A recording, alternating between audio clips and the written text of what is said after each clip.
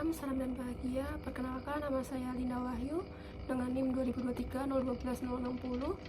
Di sini saya akan membawakan SMK 3 dalam perusahaan air minum dan kemasan atau yang biasa disebut dengan AMDK.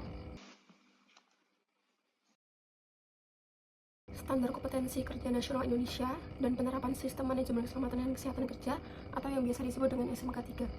Penyusunan standar kompetensi K3 ini bertujuan untuk meningkatkan kualitas dan kompetensi sumber daya manusia atau SDM K3 di Indonesia, yang pada akhirnya akan mendukung peningkatan kualitas penerapan K3 di perusahaan AMDK 7 unit, dan setiap unitnya akan dipecah lagi menjadi elemen kompetensi, dan elemen kompetensi akan dipecah lagi menjadi kriteria unjuk kerja.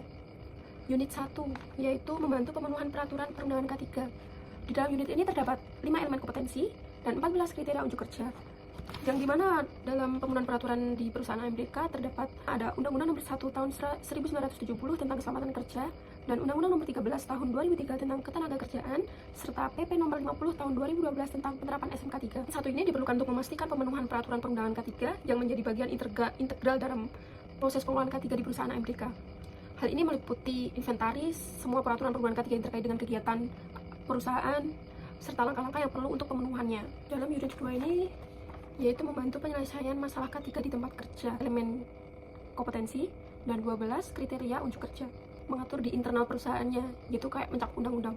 Nah, di dalam perusahaan AMDK sendiri terdapat beberapa undang-undang, Peraturan Menteri Perindustrian Nomor 62 Tahun 2024 tentang pemberlakuan SNI untuk AMDK, dan Surat Keputusan Menteri Perindustrian RI Nomor 120 MSK 10 1990 tentang penerapan standar industri Indonesia dan pemakaian tanda SNI.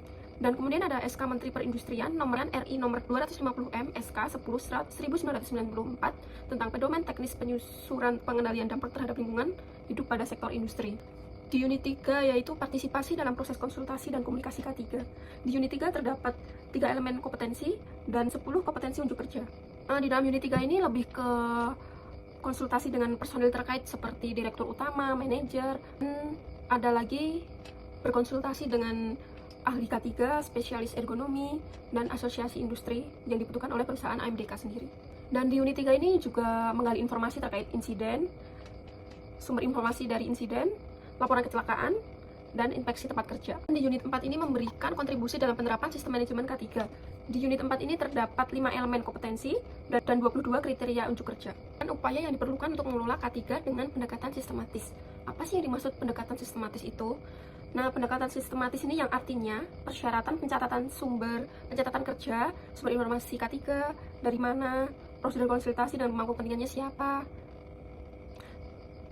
dan rencana tindakan selanjutnya bagaimana. Selanjutnya ada di unit 5, yaitu melaksanakan koordinasi dan pemeliharaan sistem manajemen K3. Di unit 5 ini terdapat 6 elemen kompetensi dan 26 kriteria unjuk kerja. Sistem manajemen K3 dibutuhkan perencanaan strategis, melaksanakan rencana, mendukung penerapan K3, dan memberikan saran jika terdapat sesuatu yang kurang sesuai dengan standar K3. Saran tersebut harus dikonsultasikan kepada pemangku kepentingan atau ahli K3, dewan ulang atau evaluasi terkait penerapan apakah sudah sesuai atau belum. Di unit 6 ada menerapkan prinsip manajemen risiko, 6 elemen kompetensi, dan 32 kriteria unjuk kerja. Tetapkan hasil-hasil yang perlu menggunakan suatu pendekatan umum untuk mengidentifikasi bahaya dan serta mengendalikan risiko K3 atau yang biasa kita kenal dengan HIRAJ, yaitu identifikasi bahaya, penilaian risiko, dan pengendalian risiko di perusahaan AMDK. 7 ada mengembangkan pendekatan sistematik dan mengelola K3 atau SMK 3. Di unit 7 ini terdapat 5 elemen kompetensi dan 23 kriteria unjuk kerja.